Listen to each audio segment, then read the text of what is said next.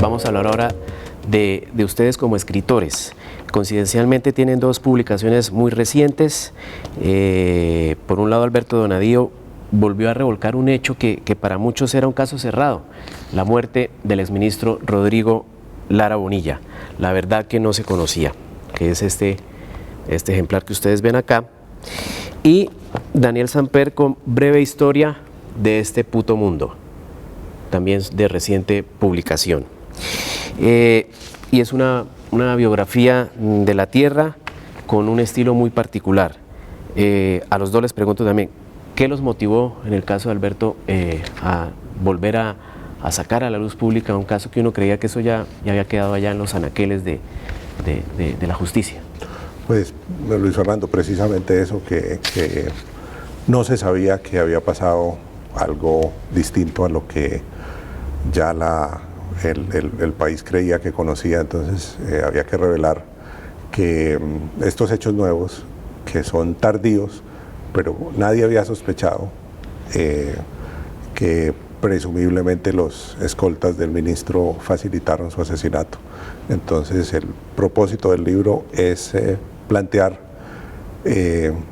que esa versión de los escoltas, que es la única que se conocía, no es cierta, que necesariamente es mentirosa.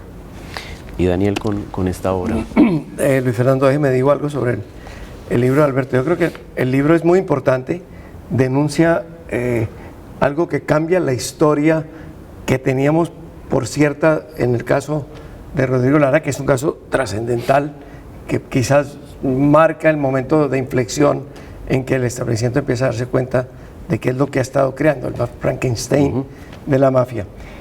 Pero aparte de esa investigación que la considero muy importante, deja en pañales y deja muy mal al periodismo colombiano. Cuando sale el libro de Alberto, yo dije, bueno, esto lo van a tomar ahorita todos los periódicos y mañana salen los primeros informes basados en lo que dice el libro y en la fuente original, la fuente sí, que estaba al acceso de todo el mundo, el expediente público. Cualquier periodista puede buscarlo. A mí me asombra cuando veo que pasan los días y nadie se ha puesto en el trabajo de contar lo que acaba de denunciar Alberto. Es decir, esta era una chiva de un grosor realmente tipo vaca y estaba guardada en el libro de Alberto.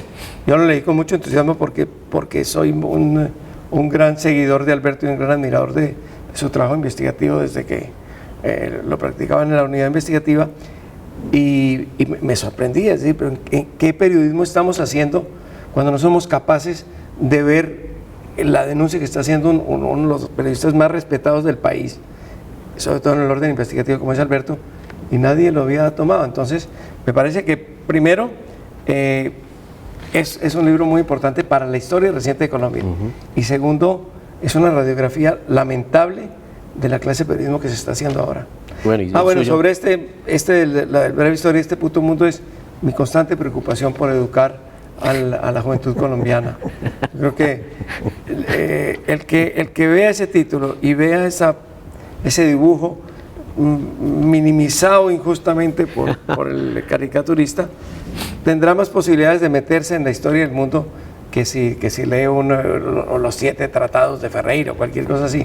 Entonces, pues tiene un poco la misión de hacer reír primero, pero la misión de que quizás a algunos les va a interesar leer, no digo la historia del mundo, sino algunos episodios de la historia del mundo y pensar, ¿esto que dice este tipo es verdad o es mentira? La mayoría de las cosas absurdas que están allí son verdad. Sí. Yo tuve que inventar poco, tuve que investigar mucho, pero tuve que inventar poco. Y creo que esto es, en fin, para la juventud colombiana es muy importante. Bueno, en el asesinato de Rodrigo Lara Bonilla, la verdad que no se conocía, usted enuncia al inicio del libro la forma en que el exministro Lara se quedó solo cuando aparece el famoso cheque del $1.000.000 para enredarlo con el narcotráfico. Incluso algo que me llamó mucho la atención de su jefe político, Luis Carlos Galán Sarmiento. ¿Por qué subraya tanto en ese hecho? Porque fue un momento en que todo el país se enteró de cómo su aliado y su jefe dejó solo ante ese episodio del cheque a Lara Bonilla. Y en las caricaturas de Osuna que él me facilitó muy generosamente para el libro, está contada esa historia de cómo fue un momento en que Galán no supo apoyar a Lara Bonilla y llegó a decir: las acusaciones no son contra el nuevo liberalismo, son contra el ministro. Entonces había que contarlo, como había que contar todas las versiones que se conocieron en esa época sobre ese cheque. Todo está en el libro, lo bueno, lo malo y lo feo. Y también está un hecho que ratifica esa sensación de que al ministro lo dejaron solo. Daniel publicó la primera columna después de la muerte de Lara Bonilla, revelando un hecho que no se conocía y que es la radiografía perfecta de esa soledad del ministro. El día que lo mataron, el presidente de la República estaba almorzando con uno de los parlamentarios que le hizo el escándalo del cheque al ministro. Es correcto. Y a las 7:30 de la noche matan al ministro. Daniel quería apuntar Yo algo. discrepo un poquito de Alberto en cuanto a la soledad en que se hubiera dejado a Rodrigo. Yo fui buen amigo de Rodrigo y fui buen amigo de Galán. Sé que esto fue un momento dificilísimo para ellos dos y para el movimiento. Y sé que hubo conversaciones privadas entre ellas que hoy se ven como un presagio dramático. Sé que Rodrigo y Galán tuvieron una conversación, perdón, en la cual Galán le dijo a Rodrigo, en la situación en que estamos todos nosotros los del nuevo liberalismo y usted con esto que ha aparecido, nos toca jugarnos la vida, y los dos fueron asesinados por la mafia.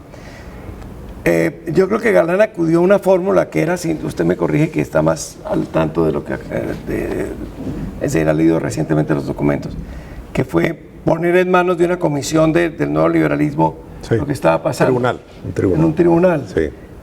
No sé si era la mejor fórmula o no, pero lo cierto es que yo no creo que Galán no hubiera dejado totalmente solo a Lara, y mucho menos con un espíritu egoísta. Vea usted ver cómo sale el problema, porque Galán sabía, y lo comentaron con Rodrigo, y yo lo sé por ambos, que estaban sentenciados prácticamente, que se tenían que jugar la vida. Galán para apostar por lo que creía, y Rodrigo para demostrar que era un hombre limpio como lo era. Bueno, ahora venimos a este libro, y usted en Breve Historia de este Puto Mundo le dedica el libro a Empaj e Iduf, antepasados suyos. ¿Por qué no le cuenta a sus potenciales lectores quiénes son ellos? Son nuestros antepasados suyos también.